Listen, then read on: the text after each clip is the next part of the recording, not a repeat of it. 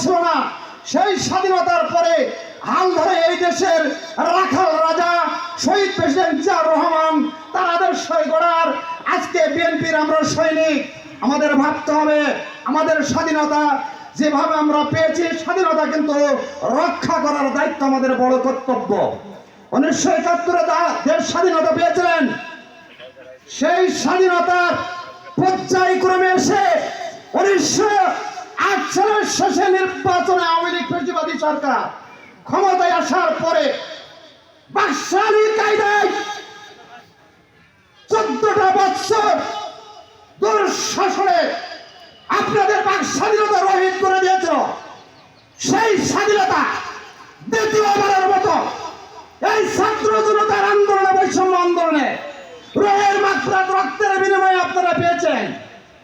আপনারা ভাইয়েরা, আপনার কাছে আমার একটা আকুল আহ্বান থাকবে, সেটা হচ্ছে আপনারা আগামী দিনে একে অপরের বিএনপির যে ভাইয়েরা আপনার নেতৃত্বে থেকে শুরু করি শ্রমিক রিকশা যারা মাঠে শ্রমিক পর্যন্ত তাদের সাথে সম্পৃক্ততা তৈরি করুন।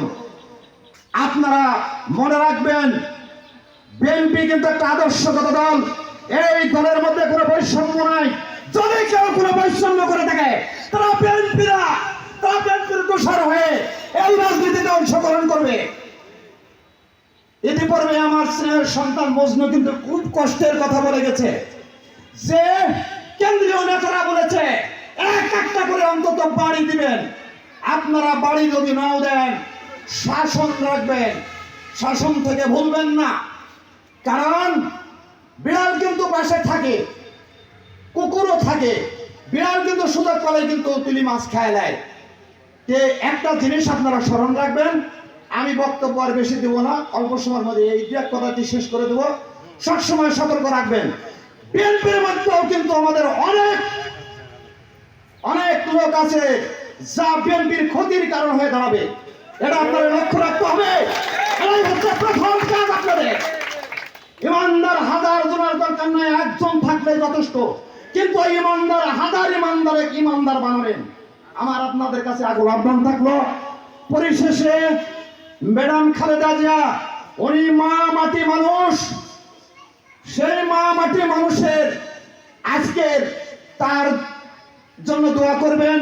তার উত্তরস্বরী বহির্বিশ্বে আছেন তারেক রহমান, তার জন্য দোয়া করবেন। আমাদের থানা নেতৃবৃন্দ ফজলুর রহমান পটল সহ রাজ্জাক মাস্টার, হাজার সরকার, অনেক নেতৃবৃন্দ তারা চলে গেছেন তার মাগফিরাত কামনা আনতে।